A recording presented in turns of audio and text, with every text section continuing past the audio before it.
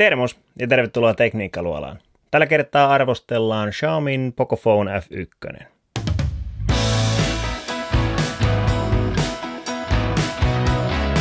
Xiaomihan on aika kova peluri tuolla Kiinan markkinoilla, mistä se on kotoisinkin. Täällä päin se on ehkä hieman tuntemattomampi, mutta koko ajan kasvussa, heidän markkinaosuutensa.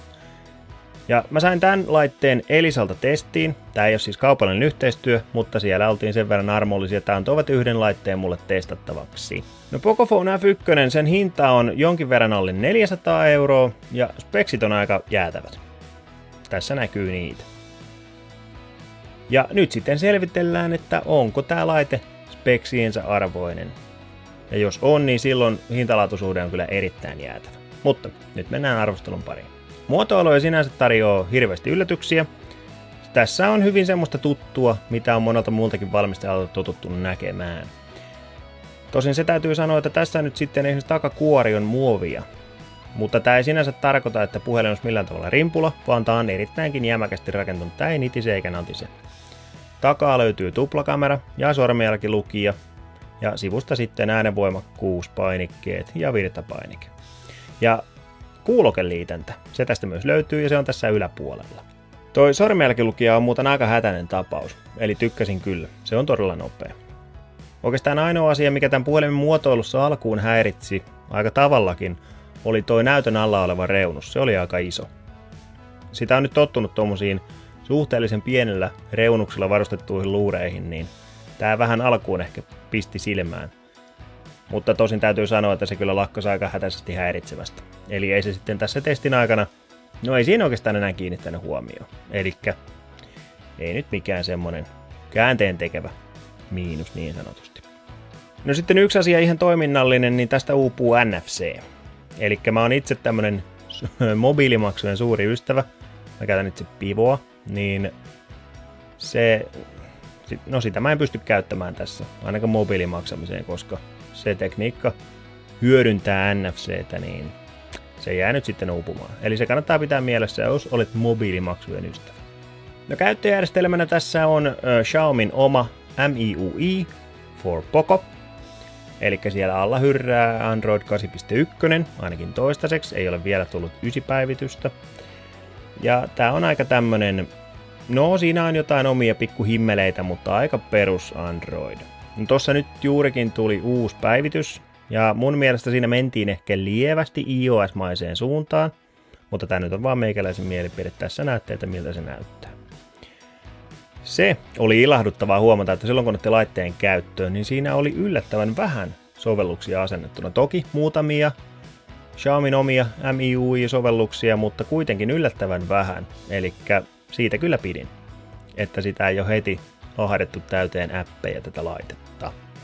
Ja se oli mukava huomata, että vaikka tässä on Android 8.1, niin tässä on tämmöiset Android Pie-maiset eleohjaukset käytössä.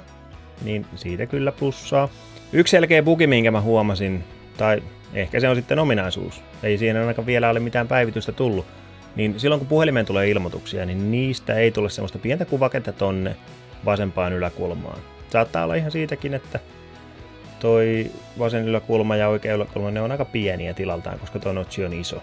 Niin saattaa olla, että se on ehkä tämmönen tietoinen ratkaisu, mutta se ehkä hieman itseä häiritsi. Ei paljon, mutta kuitenkin vähäsen. No näyttöpaneelilla tässä on 6.18-tuumainen 1080x2246 LCD-näyttö. Eli tässä nyt ei päästä ihan OLED-maisiin, syvään mustaan ja hyvin semmoisiin täyteläisiin väreihin, mutta ihan ok suoritus. Se mitä toivoisin ehkä hieman enemmän, niin kirkkautta auringonvaloon, niin kuin monen muunkin laitteen kohdalla, mutta tässä erityisesti tämä ehkä vähän jäi uupuun sitten sitä kirkkautta. Mutta sanotaan näin, että puhelimen hintaan nähden niin ihan ok näyttö. No sitten kameraosasto. Takaa löytyy se pari kameraa ja stillipuolella sieltä löytyy ihan näiden perustoimintoon. Siinä on esimerkiksi AI, eli tekoälytoimintoa ja sitten on HDR. Sen saa joko automaatille tai sitten ihan väkisin pakotettua päälle. No sanotaan, että AI tekee ehkä hieman siihen muutosta siihen kuvaan. Että suurin piirtein lisää kontrastia ja saturaatioa monesti, mutta eipä siinä nyt ihan dramaattista eroa huomaa. Mutta muuten oikeastaan kameran voisi kiteyttää siihen, että hyvässä valossa ihan hyviä kuvia. Sitten kun mennään oikein hämärään, niin kyllä siinä rupeaa vähän pakka hajoon, että siihen tulee aika paljon kohinaa siihen kuvaan. No sitten videopuolella tällä saa kyllä tallentua 4K 30 fps kelvollista videokuvaa kyllä tarjoilee. Alma täällä!